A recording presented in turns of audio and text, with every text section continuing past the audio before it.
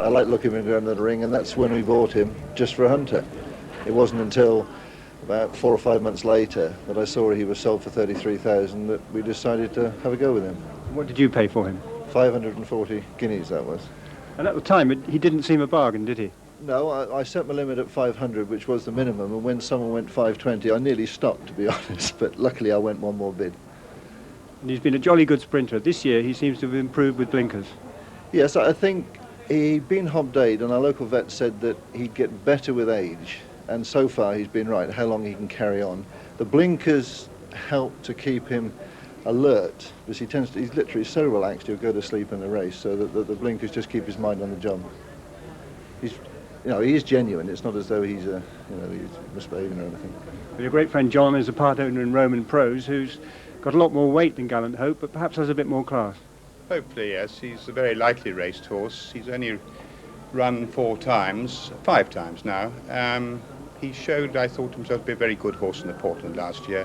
He didn't go into training as a 2-year-old, so really he was sort of 2-year-old as a 3-year-old, got sore shins and all the problems.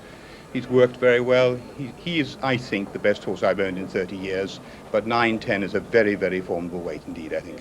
Can you say why he's only run once this season? Yes, I think we can. He's a horse that, unlike Simon's horse, Neris's, who really you can keep pushing out, he's a very, very game horse, but you have to train him for a race. There are only about 4 or 5 races in him a year. Also, he really has taken ages to come to himself. When he ran at Haydock, he disappointed us, but really on reflection, he wasn't quite ready. Well, I'm going to put you two on the spot. Is there a side stake between you? Well, I usually have 5p or 10p with John on the bet, but today I'll take him a bottle of champagne if he'll agree with that on the outcome of the race. I think that would be a very good idea, but I just hope both run really well for Gerald's sake. He's a super trainer and we're great friends, and if I can't win, I would like him to win. I'm even wearing John's colours actually today. Mine are bigger than yours. The best of luck to both of you. Thank you.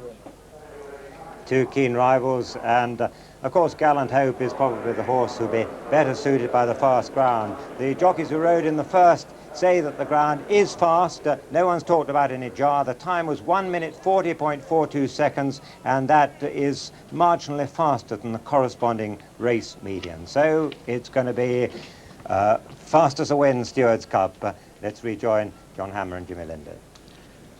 Going round behind the stalls, the 22 runners, and as John and I were saying, the draw, I don't think it's going to be all that much of a difference whether you're on the stand side or the far side. There's number 9. I should say number 19, in fact. Well, let's go to number 19, Okfad. Won at Nottingham earlier in the season. That was on firm ground. Has run quite consistently on minor tracks 3 times since. John, not one of the main hopes, is he? I wouldn't have thought so, Jimmy, although he's got a very light weight.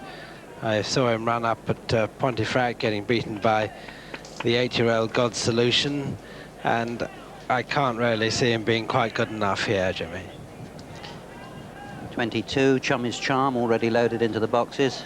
Quite a lot of money has been put on this one, owned by Chummy Gabenta, and a very popular figure on the racecourse and also in London as well. That's number 22, Chummy's Charm. That's with the jockey Martin Fry, just looking down the stalls, having a chat there. But in a moment, very short moment, these jockeys will all be concentrating. They won't have time to have a chat because they'll be waiting for those gates to open. And I think as they're loading up pretty quick now, there's 1 or 2 more to go in. I think that's Absolution, the grey. He'll be quite easy to pick up. Number 7. He'll be going into stall 10. Absolution with Michael Hills. A wonderful character, this. He ran a cracking race round Chester this year, John. He did. He won in a very tight finish there.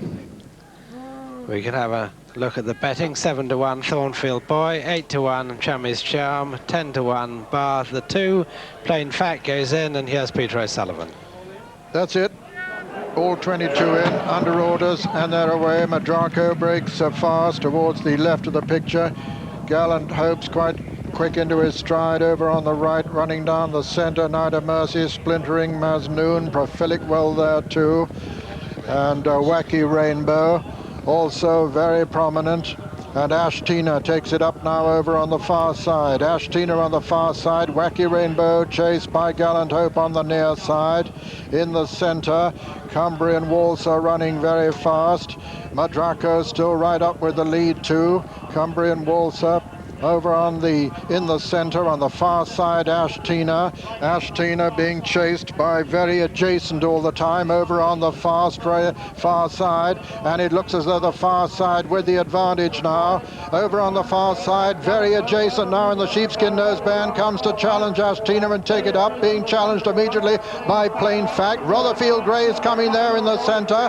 Plain Fact and Very Adjacent as they race up towards the line. Very Adjacent on the far side of Plain Fact. Very Adjacent of Plain Fact between these two as they come to the line.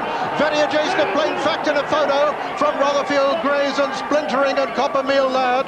It's a photo between Plain Fact and Very Adjacent, and very close too, with just in behind them Rotherfield Greys, Coppermeal Lad and Splintering.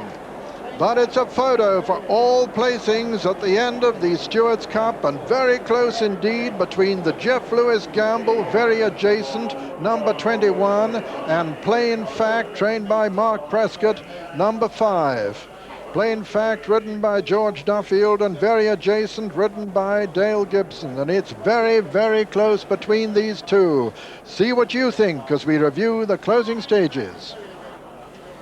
Well, one thing about the Stewards Cup is that it's always unpredictable, and this year it's the high numbers who always used to who've had the advantage. Very Adjacent on the far side, drawn 20, and the Royal Blue colours and white chevrons come through here and certainly look like winning. And then George Duffield's come through with Plain Fact in the emerald green and white stripes. What a terrific run by last year's winner, Rotherfield's Greys, come down the middle of the course, brought